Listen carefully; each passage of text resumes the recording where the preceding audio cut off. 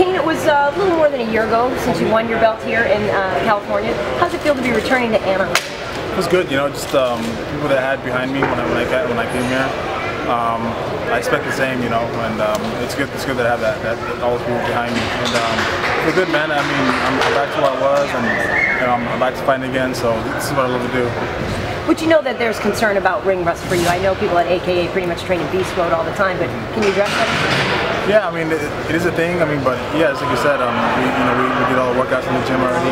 You know, we did those sparring to get most of that out. But I mean, it's nothing like, you know, really being out there in the octagon. So I mean, you know, but we're ready to fight. And did you have people specifically in to mimic JDS's style? Yeah, we had a lot of guys come in, and then just the regular guys that we have. We've gotten a lot more heavyweights come in from other places just that want to train at AKA, so we've been blessed with that. Also yesterday at the press conference, Dana and Santos didn't think it was going to go 5 rounds, but you actually did think it's going to go 5 rounds. Are you seeing a five round grind war out with wrestling? Yeah, that's what I see. That's what I feel. I mean, with every fight, I always have it in my head that I can go the whole fight. That makes me train harder, makes me more focused. So that's what I have in my head. It's certainly been foisted upon you, the whole standing for the Mexican race and standing for the pride. How do you feel about that being constantly spoken of when people say your name? Do you want to just ever be a fighter? I'm happy to be that person, you know, for the Mexican people. I'm proud to be Mexican, and be a role model for some people, and I'm happy to be that person. So I'm glad I'm in this position. There's a lot of tension. You guys are really heavy hitters. I was wondering, with your extensive wrestling background, do you feel that you have an advantage on the ground with that? I think so, but we're trying to do everything in this fight, you know. We want to fight with great takedown defense, so we're planning to be on the feet with them too. And you know, the fight, the opportunity is there to take it to the ground, and I believe, I have the advantage there. So being with that advantage, why would you not want to take it to the ground? You just want to keep it standing? We're going to do everything, you know, just because he has good takedown defense. We're expecting him to take him down and come back and take him back up. So we're expecting to be on the feet with him and, you know, be boxing, kickboxing. Alistair Overeem is going to be taking on Brock Lesnar. We know you've beaten Brock before, but how do you feel about the influx of heavyweights practice, you know, from Strikeforce, and how you feel about the opponents that you're putting out there? That's good, you know, having the fighters from Strikeforce come over.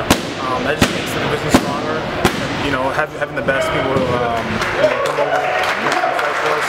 And, you know, as a fighter, as a fan as well, I mean, I want to see the best fight the best, and I want to fight the best guys. So I'm happy that the guys from Strikeforce are coming over. And you see Alistair Overeem as one of the best in the world? Definitely. You know, for a long time now. Thought about who you think's going to win that fight? You know, it's hard to tell. You know, I think if Brock can keep Overeem down, you know, I think he has a good chance to win the fight. But if Overeem keeps it standing, then I think he has a great chance to win the fight too. So. Can you let us know what emotions were going through your head when your management told you that you had the opportunity to be the first fight on Fox?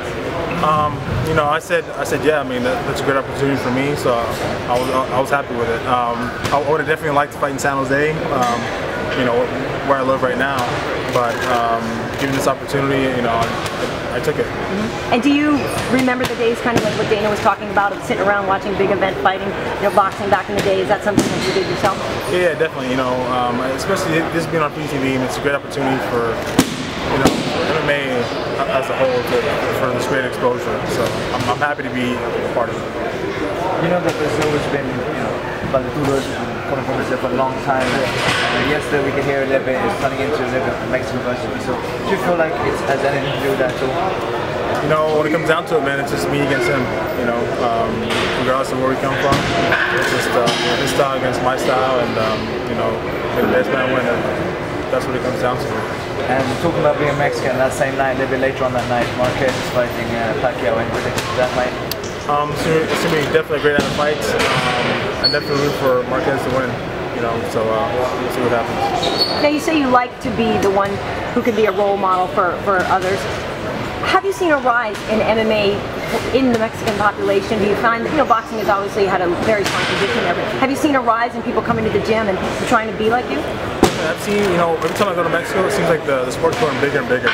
So I definitely have seen a rise.